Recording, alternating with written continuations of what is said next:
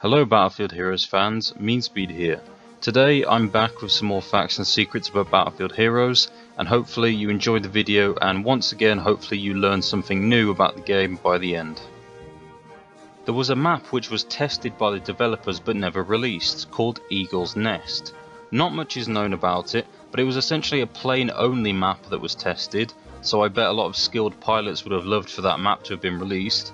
Apparently, the developers could never get the map to be fun, so that's why they abandoned it.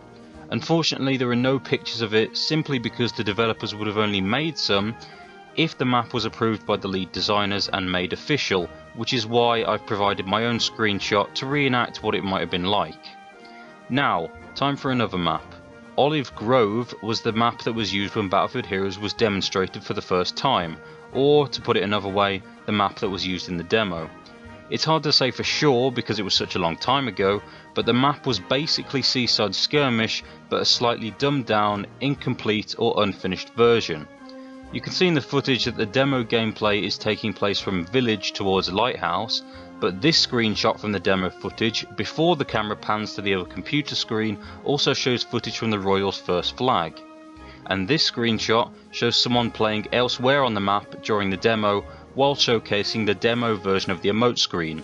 So there were more parts to the map than the gameplay footage shows, and there really is a possibility that it could have resembled Seaside Skirmish almost exactly, but with only a few minor differences. It's also worth mentioning that parts of Olive Grove were used to make Victory Village. And the map was also described by a site called Game Reviews as a fairly empty map which looked like a European farming village with fields on the outer areas of the map. During June 2010, the Battlefield Heroes public test environment, known as PTE for short, allowed players to try out a new game mode called Capture the Crate. The game mode worked like this. During a round, a crate would spawn in the air and would parachute down to various locations. On each person's screen, a message would appear telling them where the crate had landed. The objective was to get to the crate's location and capture it much like you would with a normal flag. 7 crates were dropped in total during the course of one round, and a crate would count as being lost if no team captured it after a certain period of time. The first team to reach 4 crates was the winner. At the time, Haight, the lead designer, said that the mode was a mixture of Conquest and Hero of the Hill. The mode was disregarded in favour of Capture the Flag, which came out a year later in November of 2011. Most likely due to player feedback and discussions, as Haight also said that those factors allowed them to plan the next steps for the mode. Speaking of Capture the Flag, in July 2010, the PTE allowed players to test another game mode, that being Capture the Flag.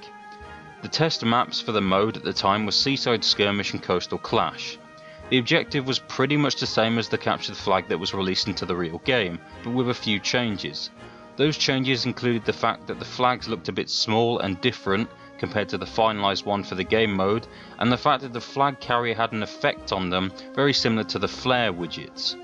Another part of the old Capture the Flag was apparently the flag carrier was also more vulnerable than the other players and took more damage from weapons and such. Also, another difference is that this mode allowed players to capture the flag when they were inside a vehicle, meaning you could simply pick up the flag with a plane on Seaside Skirmish and the enemy wouldn't really be able to do much to stop you, which made it pretty unbalanced and broken. This mode wasn't added in its PTE state because, according to Nasman, the web Q&A engineer, the mode at the time was too chaotic for the casual style of the game. During late August in 2012, the developers decided to release what they called an infographic, which was basically an image with global stats that were being counted since the very start of the game. Some of my favourites have to be that there were 3 billion kills, and also that there were, wait for it, 6 quintillion, 54 quadrillion, 829 trillion, 101 billion, 562 million and 500,000 possible clothing combinations. Yeah, I think it's safe to say there was a lot of customization. Apparently that figure was made without using unreleased items, developer items, weapons and many other things as well, so I can't even begin to imagine what it would be like with those things added, plus all the items that came out after that information was published. It's just a shame that there weren't more stats shown to clear up a few theories players had, such as the most played class, the most used weapon, the most played map and stuff like that. I also think it's a shame that they didn't make a more recent infographic, because those stats will have definitely changed by quite a lot since then. But who knows, maybe such information will be published in the future. The item Cope's Furious Bat was named after Cope Officer, the first player to reach level 300, or in other words to have 10 level 30 heroes on his account. That item in particular was possibly named after him because in an interview on the forums he said that some of the items he liked to wear were the baseball caps.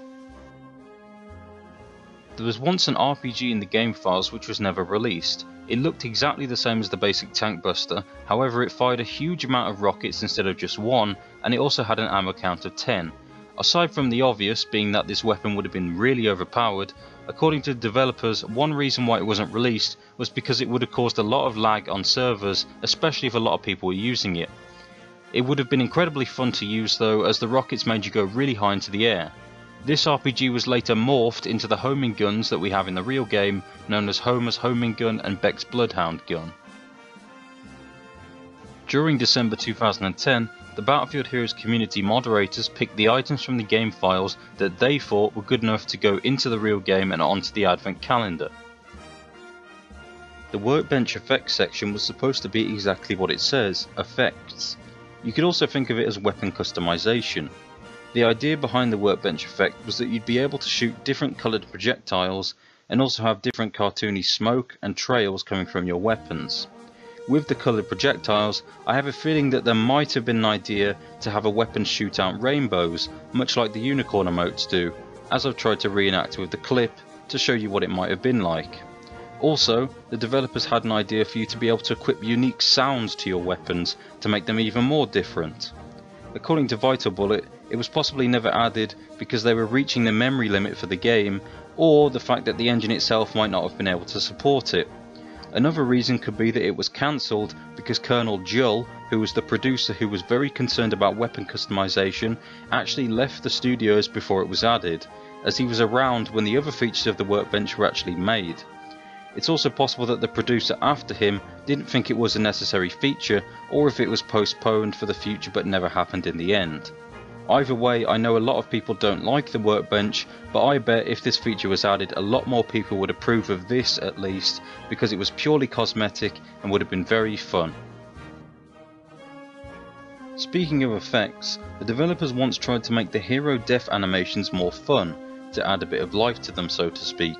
Examples being that if you fell from a plane, you would do the Wile E. Coyote crash, and if you were frozen with a freeze gun, your animation would be like a stiff plank falling to the ground and bouncing.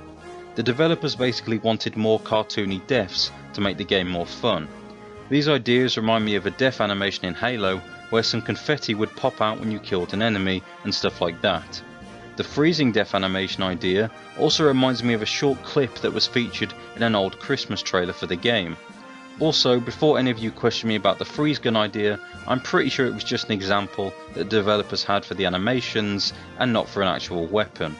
Of course, this idea didn't make it into the real game. There were some golden laser weapons that were in the game files. According to Vital Bullet, they weren't released because the majority of the community would have been angry, considering they didn't really like the lasers very much, specifically the laser machine gun. In 2009, there was an idea to make proper female heroes in the game. Some concept artwork was made, and the artwork even made it onto an official trailer for the game very briefly, with an image being put up of a female hero standing in a line next to some other royals. The game files also contain some information about female heroes which hints at them even further. As well as that, there were also some clothing icons made and some emotes as concepts, with some older items being redesigned to suit a female body shape, such as the shark shirt, the woodland camo shirt and more. Unfortunately, female heroes were cancelled, and according to Vital Bullet, it was dropped for scheduling reasons, most likely because it was a huge project and it would have used up a lot of resources and time in order to make all of the different animations, and to make a female version of almost every item in the game and more. And they also had no indication that their hard work would have paid off in the long run, and if they did go through with the project, it would have possibly slowed down the development or even stopped the development entirely for other content that is already in the game to this day. Well, That's about all I have time for, guys, but once again you can expect me to make more fact videos in the future. I'd like to thank G-Dude, Nazman, Vitalbullet, Annabo and Mr. Handsome for providing me with either some of the information or some of the pictures used in this video.